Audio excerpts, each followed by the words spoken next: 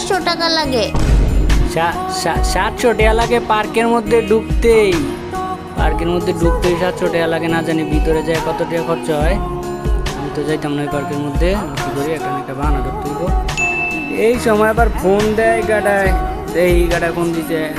হ্যাঁ বন্ধু, হ্যালো। কি তোর বিয়ে ঠিক হয়ে গেছে?